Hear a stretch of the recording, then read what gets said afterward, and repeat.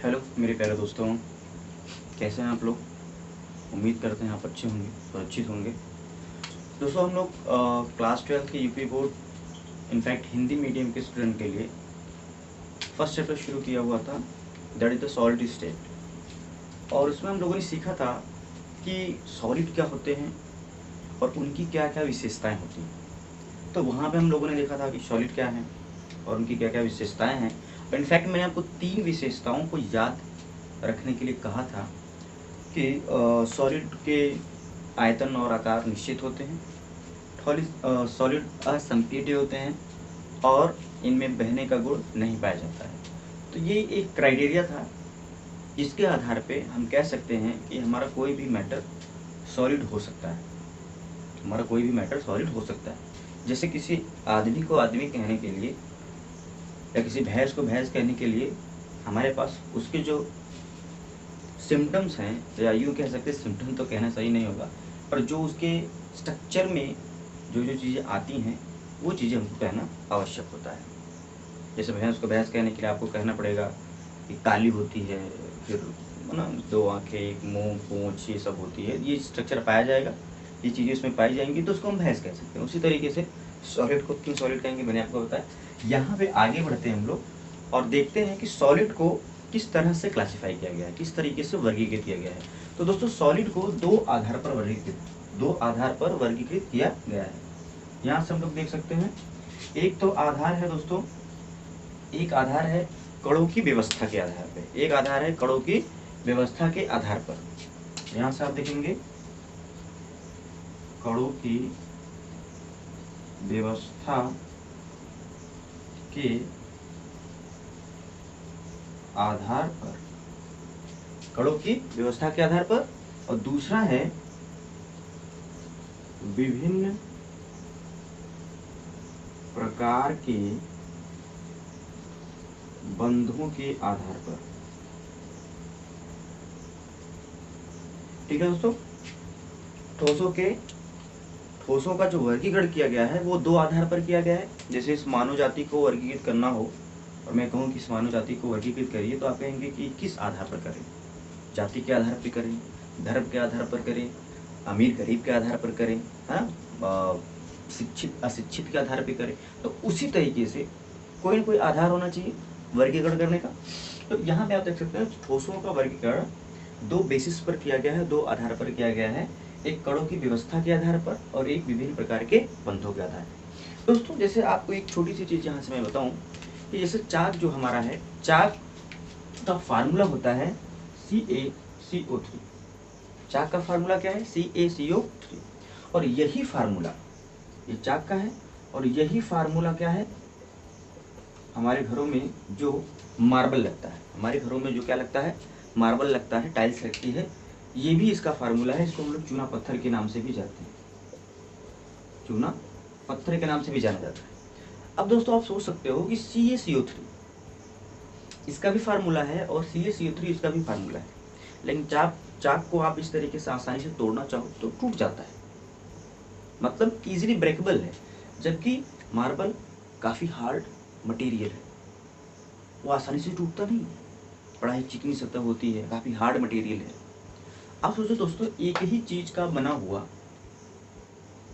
चाक अलग क्वालिटी प्रदर्शित कर रहा है और मार्बल अलग क्वालिटी प्रदर्शित कर रहा है, जबकि उसके अंदर का कंटेंट सेम है। ये कुछ इस तरीके से आप समझ सकते हो कि जैसे कार्बन का बना हीरा ही है और कार्बन का बना ग्रेफाइट है, कार्बन का बना हीरा भी है और कार्बन का बना ग्रेफाइट है, लेकिन हीरा और ग्रेफाइट में काफ़ी अंतर होता है। तो दोस्तों ये अंतर क्यों होता है? ये अंतर होता है कणों की व्यवस्था के कारण। कणों की व्यवस्था के कारण ये अंतर आता है। यहाँ पे मार्बल में कणों की व्यवस्था बड़ी नियमित और संगठित होती है, बड़ी नियमित और संगठित होती है, जो कि इसको काफ़ी मजबूती प्रदान करती है। क्योंकि क्या करती है दोस्तों, इसको काफ़ी मजबूती प्रदान करती है। जबकि चाक में ऐसी प्रवृत्ति आपको देखने के लिए नहीं मिलती है और कणों की व्यवस्था अनियमित होती है, इसलिए चाक काफ़ी कमज़ोर हो जाता है। जैसे इसमें 100 कण मान लें तो 100 कण इस तरीके से कोई सही से इसको मजबूती नहीं प्रदान कर पाते हैं, लेकिन मार्बल में ये 100 कण क्या है, एक नियमित व्यवस्था में क्या है, अरेंज है। तो इसको सही ढंग का शेप देते हैं और मजबूती देते हैं।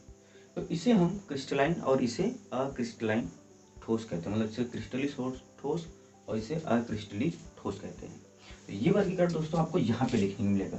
कणों की व्यवस्था के आधार पर दोस्तों हम लोग क्या करते हैं, दो प्रकार के ठोस लेते हैं। एक को बोलते हैं क्रिस्टलीय ठोस और एक को दोस्तों क्या बोलेंगे, अक्रिस्टलीय ठोस। यहाँ पे आपको ने लिखा क्रिस्टलीय ठोस और अक्रिस्टलीय ठोस। तो यहाँ पे कणों की व्यवस्था नियमित हो, ऑर्डर्ड होगी, और यहाँ पे थोड़ा सा डिसऑर्डर होगी। इसके बाद है विभिन्न प्रकार के बंधों के आधार पे। तो आपने देखा होगा लोहा मेटल है एक, है ना, लोहा क्या है, एक मेटल है। ग्रेफाइट क्या है, एटम से बना हुआ है, कार्बन के एटम से। तो विभिन्न प्रकार के जो वैन डर वाल्स फोर्स है, लंडन फोर्स है, मेटालिक अट्रैक्शन है, डाइपोल अट्रैक्शन है पॉजिटिव नेगेटिव का, उनके आधार पे कुल 4 प्रकार के सॉलिड अपने को देखने के लिए मिलते हैं। कैसे मिलते हैं दोस्तों, देखिएगा यहाँ पे। पहला है आपका सहसंयोजक ठोस, मतलब ये ऐसे ठोस हैं जहाँ पर कोवैलेंट बॉन्ड पाए जाएंगे, है ना, जहाँ पर कोवैलेंट बॉन्ड पाए जाएंगे और उन ठोसों का निर्माण कोवैलेंट बॉन्ड्स के कारण हुआ हो, सहसंयोजक ठोस। फिर दोस्तों आपका आयनिक ठोस, फिर क्या है आपका आयनिक ठोस। फिर आपका है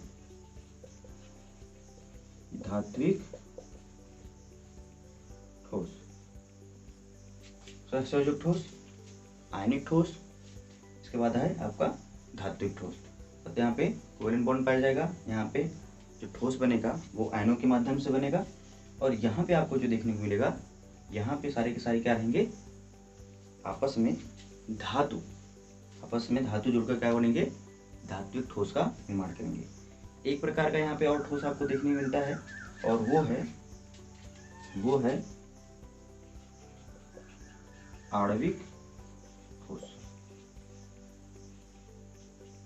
आणविक ठोस। तो covalent solids, ionic solids, metallic solids and molecular solid. तो यहाँ पे विभिन्न प्रकार के बंधों के आधार पर दोस्तों आपको कुल 4 प्रकार के सॉलिड देखने को मिलेंगे, और कणों की व्यवस्था के आधार पे आपको 2 प्रकार के सॉलिड देखने के लिए मिलेंगे। तो यहाँ से दोस्तों पहले हम इस पार्ट को कवर करते हैं, फिर आगे लेके बढ़ेंगे, आपको इस पार्ट पर आएंगे। तो मैं इसको इरेज करता हूँ, और यहाँ पे मैं क्या करूँगा, क्रिस्टलीय और अक्रिस्टलीय ठोस में डिफरेंस लिख के फिर आपको मैं बात करता हूँ, ठीक है। तो यहाँ पे इसको इरेज कर देते हैं। इसका फिलहाल आगे के सेक्शन में हम लोग बात करेंगे, आगे के पार्ट में बात करने वाले हैं। अभी हम लोग बात करते हैं कणों की व्यवस्था के आधार पे जो ठोस वर्गीकृत किए गए हैं, क्रिस्टलीय और अक्रिस्टलीय ठोस की। क्रिस्टलीय ठोस और अक्रिस्टलीय ठोस। दोस्तों एक काम करते हैं, पहले हम लोग इसको और अच्छे से बना लेते हैं, और एक एक पॉइंट मैं लिख देता हूं।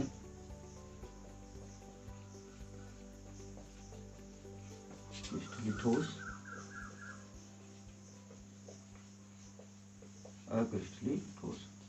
पहला पॉइंट है, इनमें कणों की व्यवस्था नियमित होती है। इनमें कणों की व्यवस्था नियमित नहीं होती है, ठीक है। तो यहाँ से दोस्तों आगे बढ़ते हैं। तो यहाँ पे आप देख सकते हैं इन चीज़ों को मैंने लिख दिया है। आप चाहे तो इसका स्क्रीनशॉट भी ले सकते हैं, या तो क्या कर सकते हैं, इसको 1 बाय 1 अपने कॉपी पे नोट भी कर सकते हैं। दोस्तों बेसिकली यहाँ से बात करें तो इन ठोसों में आंतरिक संरचना में भी कणों की वही व्यवस्था होती है। मतलब जो कि सॉलिड में ऊपर दिखेगी व्यवस्था हमको, क्रिस्टलीय ठोसों की खूबसूरती है कि अंदर भी वही व्यवस्था आएगी। मतलब ढोल में पोल वाली बात नहीं रहेगी। ऊपर अगर जिस तरीके से अरेंजमेंट है कणों का, नीचे भी उसी तरीके से अरेंजमेंट दिखेगा। लेकिन यहाँ पे आंतरिक कणों की व्यवस्था क्या हो जाएगी, कोई निश्चित क्रम नहीं रहेगा।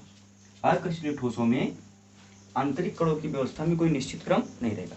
तो दोस्तों पहला पॉइंट क्या था, कणों की व्यवस्था नियमित होती है, कणों की व्यवस्था नियमित नहीं होती है। यहाँ पे हम लोगों ने देखा इन कणों में आंतरिक संरचना में भी वही व्यवस्था होती है, मतलब ठोस की ऊपरी सतह के अलावा जब अंदर हम उसके घुसते हैं तो भी वही व्यवस्था देखने को मिलती है, लेकिन यहाँ पे ऐसा नहीं होता है। फिर अगला है इनका गलनांक निश्चित होता है, जबकि इनका गलनांक क्या होता है, निश्चित नहीं होता है, रेंज बाउंड होता है, परासी होता है।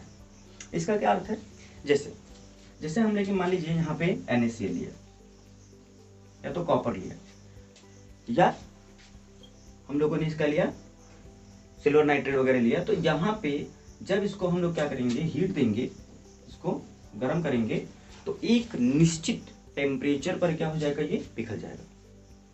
शार्प मेल्टिंग पॉइंट, इसको हम कह सकते हैं शार्प मेल्टिंग पॉइंट, है ना। कहते हैं कि 8:30 बजे शार्प क्लास शुरू हो जाएगी, मतलब 8:30 बजे तो 8:30 बजे, ना 8:30 ना 2 मिनट, ना ऊपर ना नीचे, ठीक है।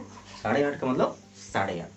इसका अर्थ क्या होता है कि अगर किसी भी क्रिस्टलीय ठोस का गलनांक 150 डिग्री है तो वह 150 डिग्री पर पूरा का पूरा पिघल जाएगा।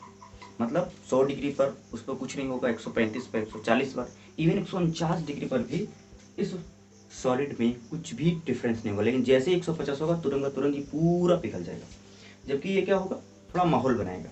जैसे इसका 200 डिग्री सेल्सियस क्या है, मेल्टिंग पॉइंट है, गलनांक है, हीट दे रहे हैं, तो 190-95 पहुँचते पहुँचते इसमें थोड़ा डांस करने लगेगा। धीरे धीरे ये मतलब 200-205 तक जाते जाते क्या हो जाएगा, पूरा पिघलेगा। मतलब शार्प मेल्टिंग पॉइंट अक्रिस्टलीय ठोसों की दोस्तों नहीं होती है।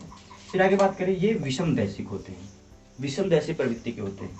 अब देखिए ये क्या बात हो गई, विषमदैशिक प्रवृत्ति की क्या बात हो गई, तो इसे कहते हैं एनआइसोट्रॉपिक और इसे कहते हैं आइसोट्रॉपिक। एनआइसोट्रॉपिक का मतलब कि जो हमारे पास क्रिस्टलीय ठोस होते हैं उनको यदि हम ऊपर से देखें तो उनकी प्रॉपर्टी कुछ अलग दिखेगी, बगल से देखें तो अलग दिखेगी, नीचे से देखें तो कुछ प्रॉपर्टी अलग दिखेगी। मतलब अलग अलग दिशा से ऑब्जर्व करने पर या एक्सपेरिमेंट करने पर उनकी प्रॉपर्टी अलग अलग दिखेगी। इसे हम विषमदैशिक प्रवृत्ति कहते हैं। जैसे हीरा हमारे पास है, हीरा एक क्रिस्टलीय ठोस का उदाहरण है। हीरा को अगर हम ऐसे हाथ में लेके ऊपर से देखेंगे तो हमको अलग दिखेगा, इधर से देखेंगे, बगल से देखेंगे तो शाइनिंग बहुत ज़्यादा दिखेगा, नीचे से देखेंगे तो कुछ अलग दिखेगा। लेकिन अक्रिस्टलीय ठोस में हर तरफ से हमारा वो चीज़ एक जैसा दिखेगा, इसका कारण क्या है दोस्तों, यहाँ पे अगर हम थोड़ा सा इसके डिटेल में बात करें तो यहाँ पे देखिए कणों की व्यवस्था क्या है। जैसे कण A और B हैं तो कणों की व्यवस्था AB इस तरीके से रहेगा, है ना, AB,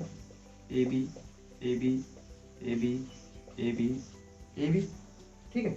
अच्छा, यहाँ से तो हम चलेंगे तो हमको A मिलेगा, यहाँ से चलेंगे तो B मिलेगा, इधर से चलेंगे तो AB मिलेगा, यहाँ से A भी मिल सकता है, B भी मिल सकता है, 2 बार A 1 बार B मिल सकता है।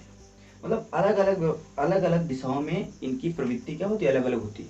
मतलब इनका जो है अपवर्तनांक, इनका रिफ्रेक्टिव इंडेक्स क्या दिखेगा, डेंसिटी, आपको फिजिकल प्रॉपर्टी अलग अलग दिखेगी। इसलिए क्या है, ये विषमदैशिक प्रवृत्ति के हैं। जबकि यहाँ पे जब कणों की व्यवस्था ऑर्डर्ड में ही नहीं है ना, ऑर्डर्ड में ही नहीं है, तो जिधर से भी जाएंगे, चाहे इधर से जाएं, चाहे इधर से जाएं, चाहे इधर से जाएं, हर तरफ से आपको वही देखने के लिए मिलेगा। मतलब गुणों में कोई परिवर्तन देखने के लिए नहीं मिलेगा। तो इनफैक्ट आसान भाषा में अगर आप समझें तो क्रिस्टलीय ठोस विषमदैशिक प्रवृत्ति के होते हैं और ये समदैशिक प्रवृत्ति के होते हैं।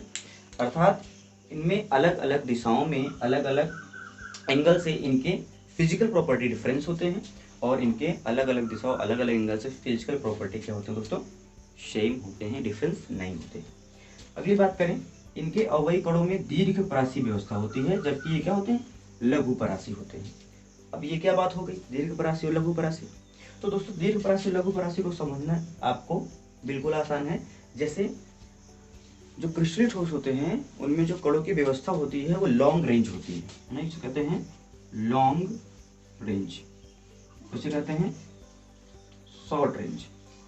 लॉन्ग रेंज शॉर्ट रेंज का मतलब कि इनमें जैसे 2 कण हैं A और B, तो ए बी इस तरीके से व्यवस्थित होंगे और काफ़ी दूर तक इसी तरीके से व्यवस्थित होंगे। यहाँ पे क्या होगा, ए बी ए फिर बी, मतलब 2 बार ए आ गया, 3 बार बी आ गया, 1 बार ए आ गया, फिर 2 बार बी आ गया, मतलब कोई निश्चित व्यवस्था नहीं होगी। एक शॉर्ट रेंज में ही ये व्यवस्थित होंगे। या आप कह सकते हैं जैसे हमारे कमरे में टाइल्स लगानी है तो हमने एक ब्लू टाइल्स मतलब एक रेड टाइल्स लगवाई, एक वाइट टाइल्स, तो एक नियमित व्यवस्था बनी रहे। ब्लू या हमने रेड और वाइट ली है तो रेड वाइट इस तरीके से हमने लगाया और पूरे बिल्डिंग में हमने क्या किया, यही क्रम फॉलो किया। एक बार रेड फिर वाइट, इस कमरे में जहाँ मैं हूँ इस वक्त पढ़ा रहा हूँ, बगल वाले कमरे में, ऊपर छत पे, उसके बगल में, हर जगह इसी प्रकार की क्या है, टाइल्स लगी है, इसी क्रम में लगी है। तो ये एक राउंड रेंज ऑर्डर होगा। जैसे आप पढ़ाई करते हैं, आप वीडियो लेक्चर देखते हैं, आपने आज देखा, कल देखा, परसों देखा, नरसों देखा, तरसों देखा, इसके बाद ऐसे ऐसे देखते आप 1 साल तक देखते हैं और नियमित आप पढ़ाई 2 घंटे 3 घंटे करते रहे, तो कहा जाएगा कि आप एक लॉन्ग रेंज के व्यक्ति हैं।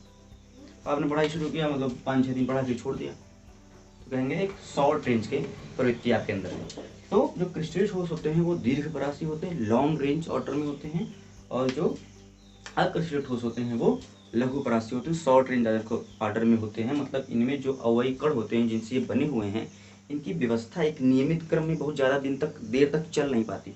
कुछ ही देर में क्या होती है, ये ध्वस्त हो जाती है और रैंडमली क्या होते हैं, पार्टिकल अरेंज हो जाते हैं, जबकि इसमें ऐसा नहीं होता है। आई होप आप समझ पाएंगे।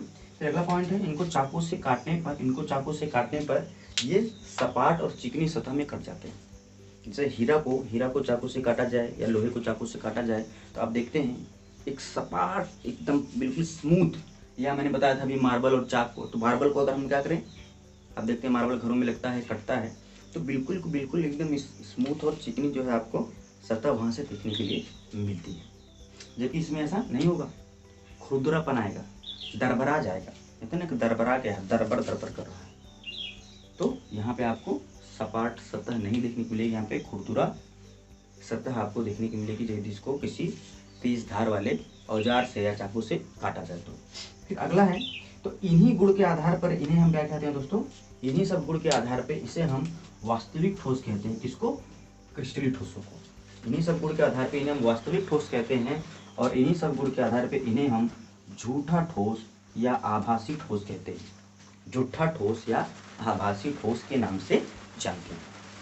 ये सब गुण के आधार पे मतलब कह सकते हैं ये वास्तविक ठोस होते हैं और ये क्या होते हैं, आभासी ठोस होते हैं। ठीक है, आभासी मतलब ये असल में ठोस नहीं है परंतु ये ठोस है ना। जैसे स्पंज होता है, रुई, वो भी तो ठोस है परंतु आप उसको दबाते हो तो दब जाता है, जबकि ये क्या होते हैं, असंपीड्य होते हैं। ये कुछ हद तक क्या हो सकते हैं, अक्रिस्टलीय ठोस संपीड्य हो सकते हैं, मतलब दबाए जा सकते हैं, जबकि ये बिल्कुल क्या है, असंपीड्य है, इसको बिल्कुल भी दबाया नहीं जा सकता है। इसके एग्जांपल दोस्तों बेंजोइक अम्ल, पोटेशियम नाइट्रेट, कॉपर है, इसका टेफ्लॉन, सेलोफोन और कांच है। दोस्तों कांच से याद आया, मैं इसको थोड़ा सा खाली करता हूँ फिर आपको बताता हूँ। आई होप कि आपने इसको लिख लिया होगा, नहीं तो आप स्क्रीनशॉट लीजिए, मैं हट जा रहा हूँ, इसको नोट कर लीजिए। हाँ ठीक है, देखिए कांच जो है हमारा एक झूठा ठोस है, अवास्तविक ठोस है। तो कांच एक अवास्तविक या झूठा ठोस है, और कांच को अतिशीतित द्रव भी कहते हैं। कांच को अतिशीतित द्रव या सुपर कूल्ड लिक्विड कहते हैं। सुपर कूल्ड लिक्विड या अतिशीतित द्रव। अतिशीतित, शीत का मतलब ना, कहीं शीत पड़ रहा है, शीत लग गया है, शीत का मतलब ठंडी, अति मतलब बहुत ज्यादा, मैंने अत कर दिए हैं। अतिशीतित द्रव मतलब जब किसी द्रव को बहुत ज़्यादा टेम्परेचर कम कर दिया जाए, ठंडा कर दिया जाए तो सॉलिड में बदल जाएगा। तो कांच को भी, कांच का निर्माण करते समय क्या करते हैं, ये कांच जो बनाया जाता है वो एक मिक्सचर रहता है, और उसको जब हम बहुत ज़्यादा टेम्परेचर पर क्या करते हैं दोस्तों, ठंडा कर देते हैं, तो ये हमारा जो द्रव है वो ठोस में बदल जाता है। किस में बदल जाता है, ठोस में बदल जाता है। तो कांच क्या है, एक वास्तविक ठोस तो है नहीं, ये एक झूठा ठोस है ना, ये झूठा ठोस है। तो ये द्रव था एक्चुअल में, लेकिन इसको ठंडा करने पर ये ठोस बदल गया, इसीलिए इसे अतिशीतित द्रव भी कहते हैं। और द्रव के अंदर तो कुछ तो क्वालिटी होती है बहने का गुण, मतलब जो जिसका बेसिक नेचर है वो तो नहीं छोड़ सकता है। सांप का काटने का नेचर है, बिच्छे का डंक मारने का नेचर है, और आपको पिताजी आए तो किताब खोल के पढ़ने का नेचर, और जैसे ही बाहर जाए उनसे टीवी देखने का नेचर है।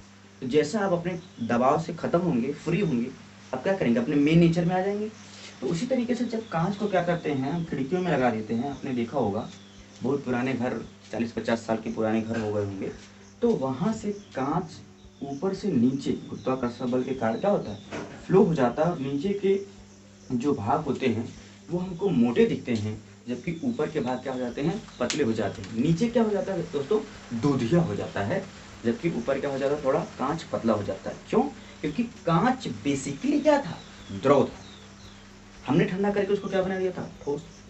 लेकिन उसके अंदर क्या समाई था, द्रव। तो अपना वो गुण क्या करेगा, प्रदर्शित तो करना ही करना है उसको। तो जब उसको कांच को लगा देते हैं तो धीरे धीरे क्या हो जाता है, वो दोस्तों नीचे की तरफ बहने लगता है। यही कारण है कि पुराने घरों में लगाए गए कांच दूधिया हो जाते हैं। दोस्तों ये क्या है, अवास्तविक या झूठा ठोस भी है, इसे अतिसिद्ध द्रव भी कहते हैं। तो क्रिस्टली और अक्रिस्टली ठोसों में क्या डिफरेंस है ये हमने देखा, और ठोसों के वर्गीकरण में ये पहला पार्ट था जिसको हम लोगों ने कणों की व्यवस्था के आधार पर वर्गीकृत किया।